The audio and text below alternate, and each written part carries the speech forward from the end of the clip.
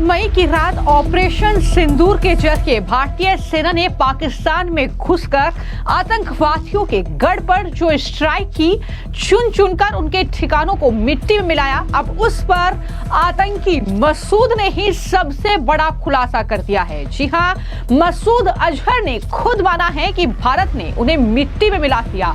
Operation सिंदूर के बाद पहली बार आतंकवादी मसूद अजहर ने ऑडियो टेप जारी किया, जिसमें उसने इस बात के सबूत दे दिए हैं कि बहावलपुर में हुई स्ट्राइक में जैश ए मोहम्मद की कमर तोड़कर रख दी। जो भारतीय सेना ने वहां पर जैश ए मोहम्मद का जो मुख्यालय था, जो उस पर स्ट्राइक की, उसमें आतंकवादी मसूद अजहर को बड़ा नुकसान हुआ है। आतंकी मसूद अजहर के नए ऑडियो में ये साफ तौर पर वो बोलता हुआ दिख रहा है कि हम लाशें उठाते उठाते थक गए हैं, हम गमजदा और जख्मी हैं। ये तमाम बातें उसने इस ऑडियो टेप में कही है। और 7 मई की स्ट्राइक के बाद भी मसूद की जो अक्ल है वो ठिकाने नहीं आई है, क्योंकि एक बार फिर से वो ये बातें कहते हुए भारत के खिलाफ बोलने की हिमाकत कर रहा है और ये कह रहा है कि एक के बदले 10 हिंदुओं को मारेंगे।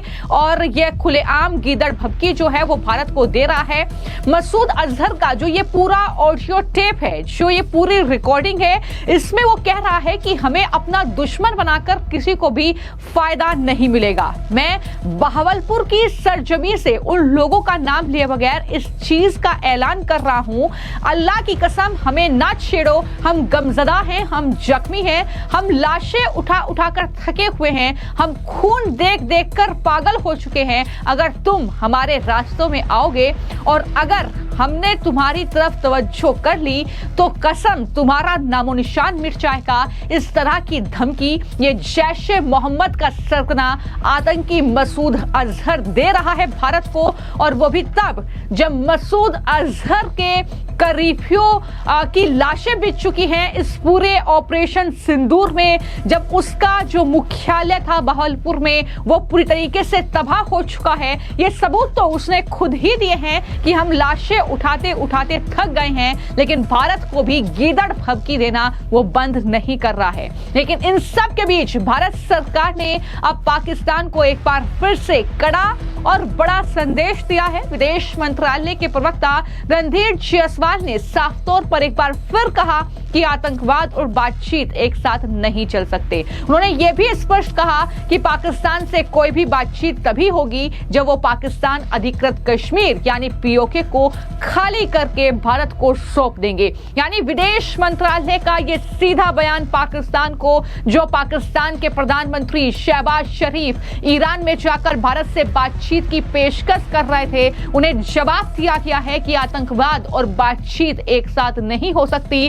पाकिस्तान जो है आतंकवादियों को सौंपे, जिन आतंकवादियों की लिस्ट भारत ने पाकिस्तान को दी है उनको भारत के हवाले किया जाए और पीओके को भारत को सौंपे, ये भी साफ तौर पर कहा गया है। क्या कुछ कहा गया है विदेश मंत्रालय की तरफ से पाकिस्तान को संदेश के तौर पर, जरा सुनिए। देखिए, जहां तक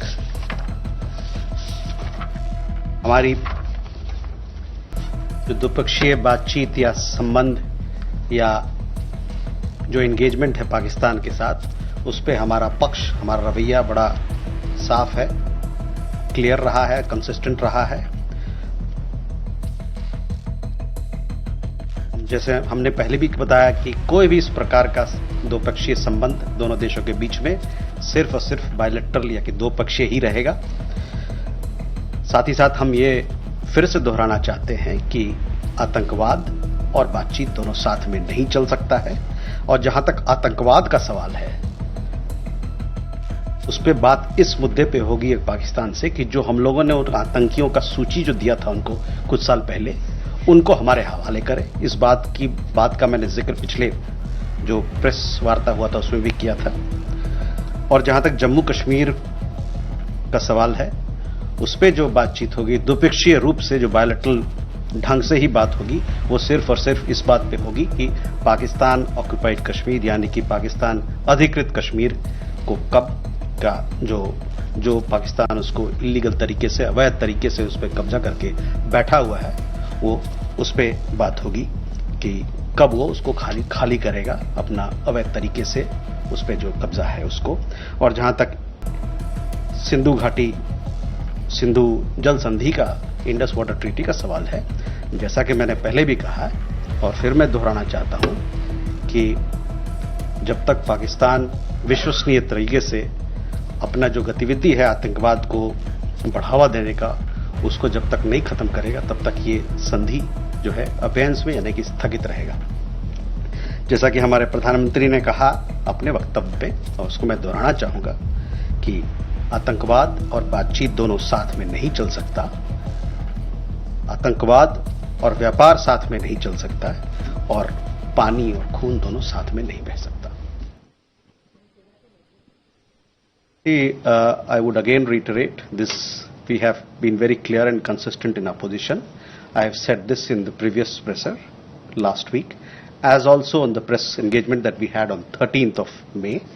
Our position in regard to Pakistan, in regard to engagement with Pakistan, has been clear and consistent. तो एक तरफ जो पाकिस्तान के प्रधानमंत्री हैं शहबाज शरीफ और आर्मी चीफ असीम मुनीर विदेशों में जाकर ये कह रहे हैं कि दरअसल हम तो खुद आतंक से परेशान हैं, हम तो खुद ही लोगों की हमारे देश में जान जा रही है और ये भारत में पनपे ये आतंकवादी हैं, ये तमाम बातें उनकी तरफ से कही गई है। लेकिन इस बीच जो ये आतंकी है मसूद अजहर, ये पाकिस्तान में बैठकर ही इस तरीके की ये गीदड़ भभकी जो है भारत को दे रहा है। और चूंकि सब जानते हैं कि ऑपरेशन सिंदूर के बाद जो तस्वीरें सामने आई उसमें बहावलपुर में जैश के हेडक्वार्टर पर हमले जो है किए गए थे भारतीय सेना की तरफ से, उसे ही टारगेट किया गया था और वहां पर किस तरीके से वो मलबे में बदला हुआ नजर आया था, ये तस्वीरें भी हमने देखी थी। और इस हमले में मसूद अजहर के परिवार के करीब 10 लोग मारे गए थे और अपने सामने पूरे कुनबे की इस तरीके से जाहिर तौर पर मरता हुआ देखने के बाद मसूद अजहर अब खून के आंसू इस तरीके से बह रहा है उसके, और खुद के लिए वो मौत मांगी थी उसने ये कहा था कि इससे अच्छा तो मैं भी जो है इस हमले में मार गिराया होता, ये तमाम बातें उसकी तरफ से कही गई थी। लेकिन अब जाकर जो ऑडियो टेप सामने आया है वो साफ तौर पर इस बात पर मुहर लगा रहा है कि भारतीय सेना ने किस तरीके से पाकिस्तान में घुसकर इन आतंकवादियों के ठिकानों को तबाह किया है, क्योंकि मसूद अजहर जिस तरीके की बातें कर रहा है वो साफ तौर पर पाकिस्तान की आर्मी, वहां की सरकार को भी एक्सपोज करता है जो विदेशों में जाकर झूठ बोल रहे हैं, और साथ ही साथ ये भी दिखाता है कि किस तरीके से पाकिस्तान की धरती पर आतंकवाद जो है वो फल फूल रहा है, जिसे कोई और नहीं बल्कि वहां की सरकार और वहां की सेना ही पनाह दे रही है। फिलहाल आपकी इस पूरे मामले को लेकर क्या राय है हमें कमेंट बॉक्स में जरूर लिखें। धन्यवाद।